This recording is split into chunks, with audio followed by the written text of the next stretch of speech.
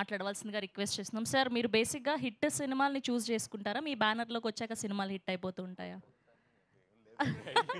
లేదు. కథల ఎంపిక చాలా బావుంటుంది. ఐదర్ గుడ్ ఆర్ బ్యాడ్ కథల ఎంపిక చాలా బావుంటుంది మీ సినిమాలు.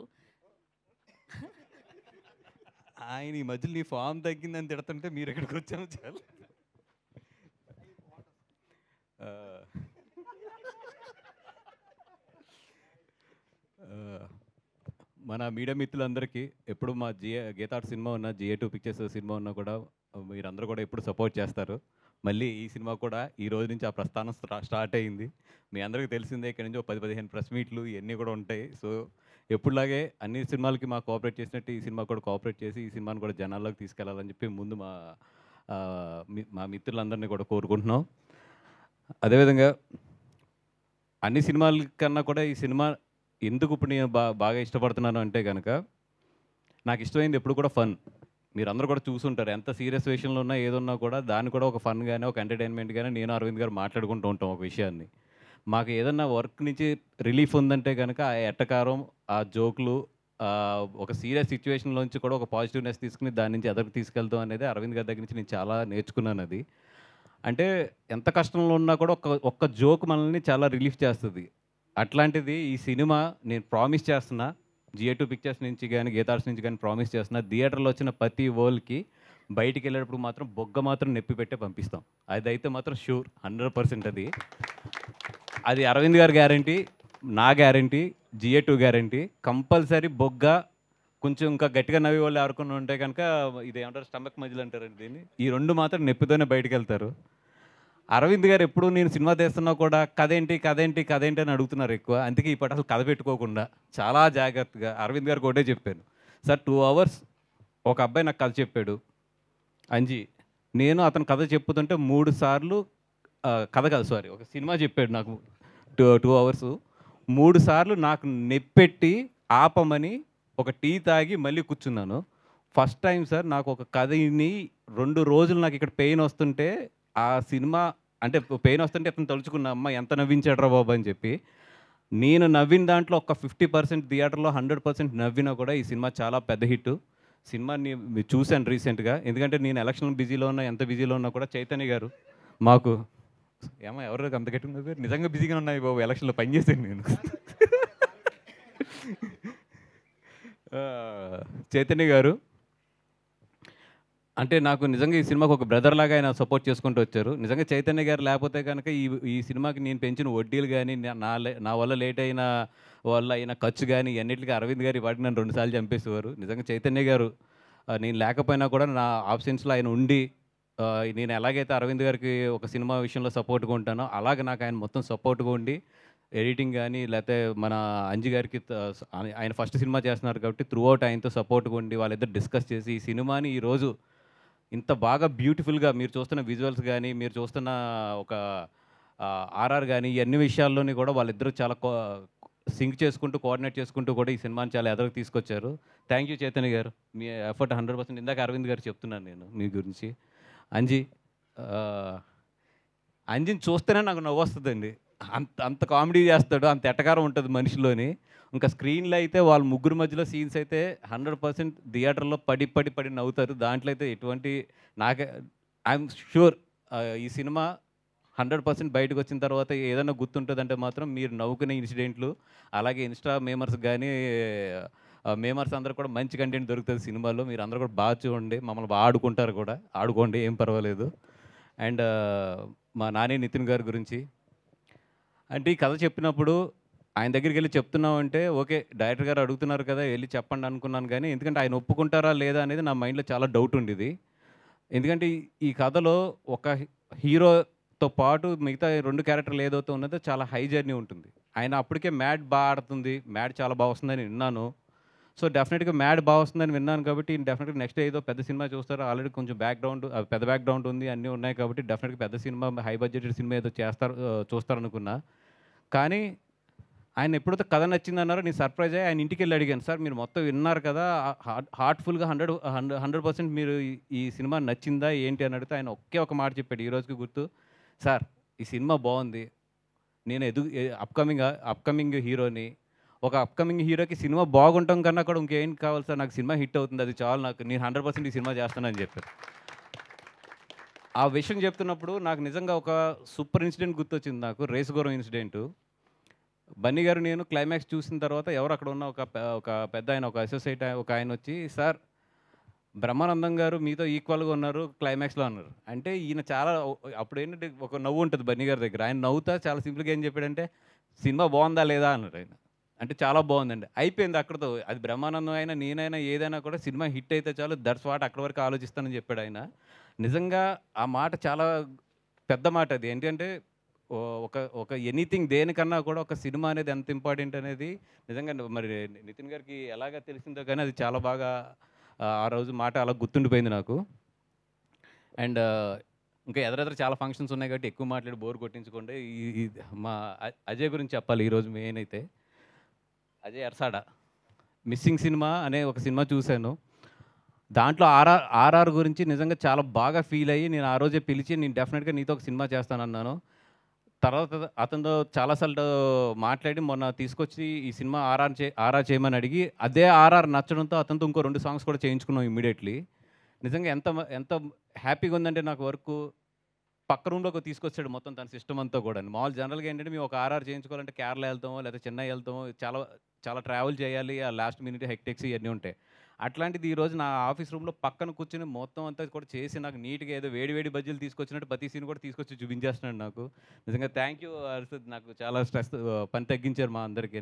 అండ్ డెఫినెట్గా హైదరాబాద్లో ఉన్న మ్యూజిక్ డైరెక్టర్స్ అందరూ ఎంత మంచి జర్నీ చేశారు ఇప్పుడు వరకు. ఇంకో మ్యూజిక్ డైరెక్టర్ కూడా మన ఇండస్ట్రీకి హైదరాబాద్ నుంచి యాడ్ అవుతున్నాడు. నిజంగా ఒక థ్యాంక్ యూ సో మచ్ ఇది. అండ్ ఇంకెవరన్నా సురేష్ బేబీకి రాశారు, ఇప్పుడు ఆయకు కూడా రాశారు. మంచి హ్యాండ్. డెఫినెట్గా ఈ సినిమా కూడా అంత హిట్ అవ్వాలని కోరుకుంటున్నాం. మా కసిరెడ్డి అండ్ అంకిత్ గురించి అయితే చాలా మాట్లాడాలి. వీళ్ళిద్దరి గురించి ఇప్పుడు మాట్లాడే కన్నా కూడా నేను టీజర్ రిలీజ్ అయిన తర్వాత మాట్లాడతాను, అందుకని రిజర్వ్ చేస్తున్నాను అది.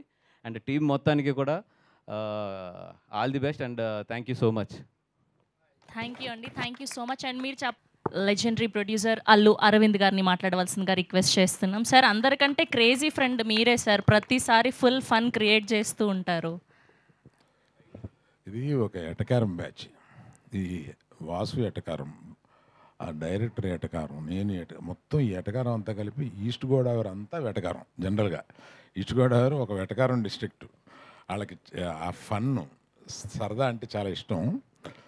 అందువల్ల మొదట్లో ఆయ్ అని పేరు పెడదామా అని ఆలోచించినప్పుడు, ఒక ప్రాంతానికి ఆగిపోతుందేమో ఆయ్ అనేది, మిగతా ప్రాంతాల్లో తెలియదు కదా అని అంటే, మేము కాసేపు కూర్చొని ఆయ్ ఎన్ని రకాలుగా ఉపయోగిస్తారు అని ఒక 20 రకాలు అనుకున్నాం ఆ ప్రాంతంలో. సో అందుకని టైటిల్ కరెక్టు.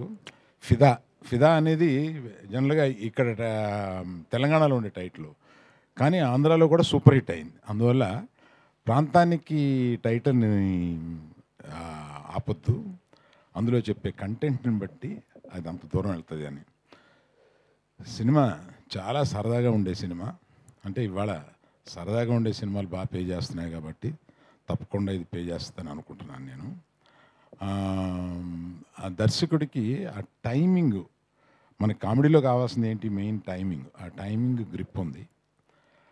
నేను ఫస్ట్గా నితిన్ని అప్రిషియేట్ చేయాలి. నాకు కథ చెప్పి నితిన్ అడుగుతున్నాం అంటే ఊరుకోవా అన్నాను వాసుని.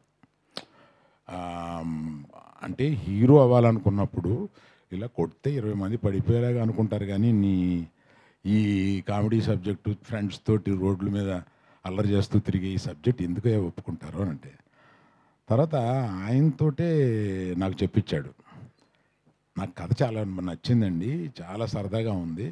ఈ సినిమాలో నేను ఎంతమందిని కొడితే ఎంతమంది పడిపోతారని కాదు కదా, మీరు అలా అన్నారంట, హీరోయిజం ఉండాలి కదా అనేది.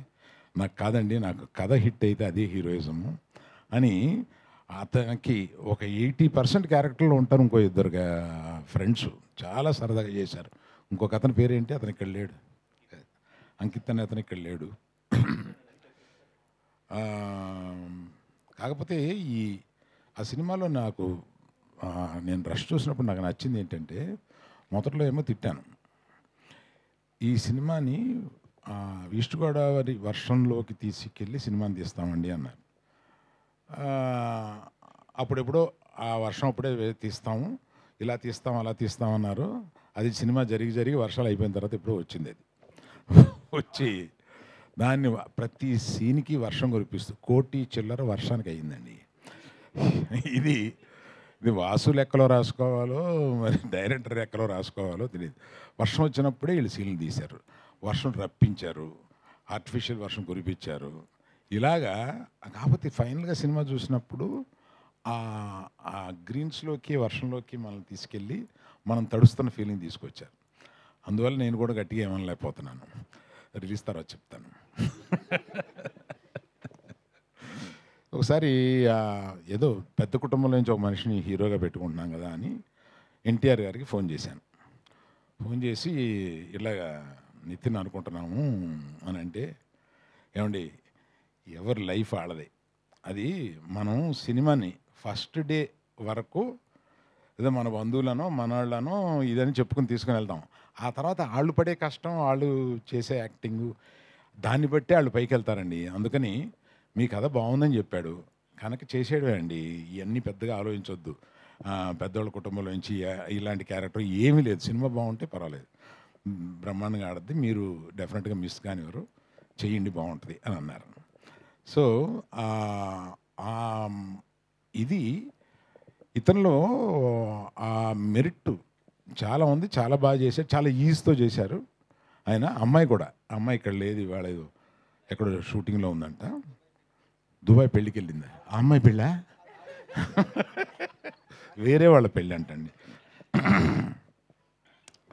సో ఈ తర్వాత ఇలా చెప్పినప్పుడు మన మీ అజయ్ గారు మ్యూజిక్ డైరెక్టర్గా నాకు చెప్పారు, వాసు కొత్త కుర్రోళ్ళు కొంతమంది వస్తున్నారు, మన సినిమాలో ఎంకరేజ్ చేద్దామని. డెఫినెట్గా చేద్దామని అన్నాను. ఇలాంటి బడ్జెట్ లిమిటెడ్గా ఉన్న సినిమాల్లో మనం ఎంకరేజ్ చేసి వాళ్ళు పైకి వస్తే మనకే ఆనందం అవుతుంది. అలాగే నేను ఇంకా చాలా ఫంక్షన్లు జరుగుతాయి, నన్ను వాసు వదలడు కనుక అందరి గురించి మళ్ళీ విడివిడిగా చెప్తాను నేను. ఇంకేమైనా మర్చిపోయినా వాసు?